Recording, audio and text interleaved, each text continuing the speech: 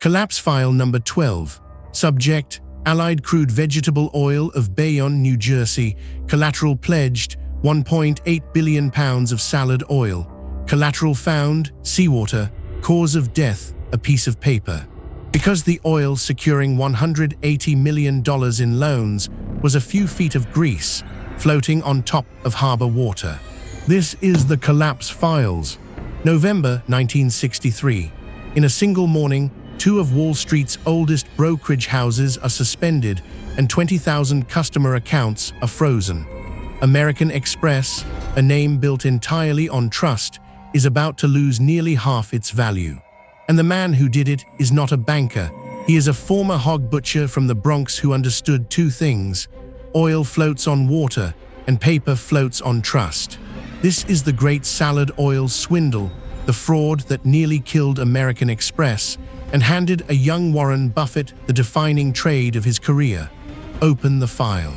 Anthony Tino De Angelis, son of Italian immigrants, he starts as a hog butcher, and by his 30s he is running meat companies and running them crooked.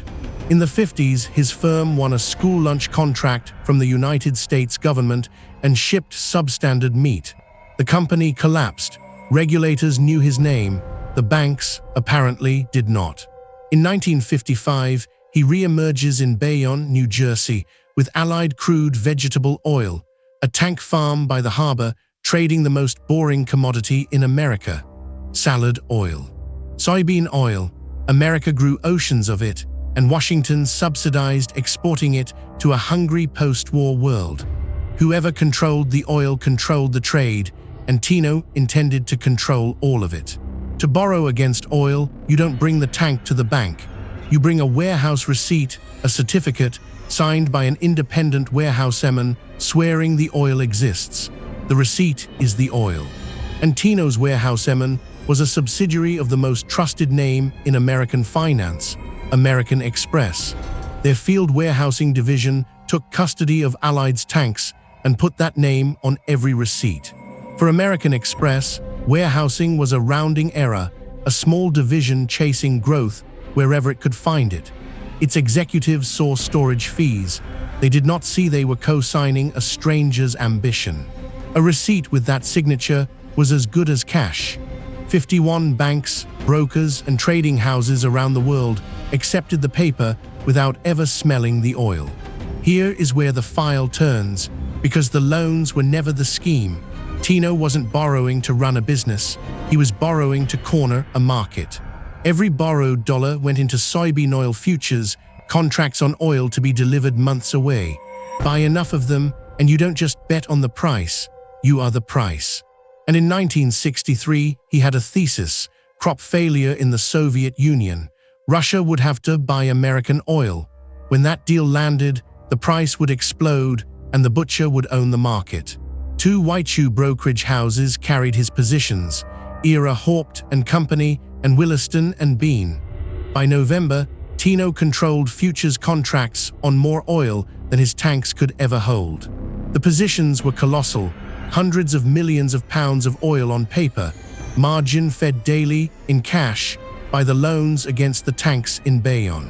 Which brings us back to those tanks, because they had a secret, and the secret was chemistry. Oil floats. Fill a tank with seawater, pour a few feet of salad oil on top, open the hatch, drop the measuring tape, and every reading says, full to the brim. Some tanks went further. Beneath the inspection hatch hung a hidden metal chamber, a narrow well of genuine oil suspended inside a tank of water. Inspectors dipped the same honest column every visit. And when auditors sampled several tanks, Allied's crews simply pumped the same oil through connecting lines, tank to tank, one step ahead of the clipboard. The warehousing company's custodians were hired locally, some on Tino's own recommendation. The men guarding the collateral owed their jobs to the man who was faking it. There were warnings. As early as 1960, an anonymous caller told the warehousing company the tanks held water. Inspectors went to Bayonne. Tino had an explanation for everything. The receipts kept flowing. By the autumn of 1963, the arithmetic had left Earth. Allied's receipts claimed more soybean oil in one New Jersey tank farm than the government said existed in the entire United States. 1.8 billion pounds on paper, perhaps 110 million actually in the tanks. All anyone had to do was compare two published numbers. For years, nobody did. The machine fed itself.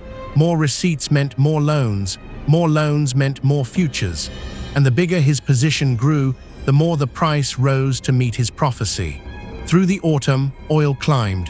On paper, Tino's empire was worth hundreds of millions. 51 lenders were in, some for a few $1,000,000, some for their existence. In Bayonne, Tino was a saint. He paid his crews well over the going rate, lent them money, remembered their birthdays. Loyalty, it turns out, is cheap to buy and priceless to a fraud. Exhibit A, an American Express warehouse receipt, Bayonne, New Jersey, 1963. Read the print. This document certifies the storage of tank lots of fully refined soybean oil. Millions of pounds on one sheet of paper. And here is the detail the file cannot forgive. By the end, Tino skipped the tanks entirely.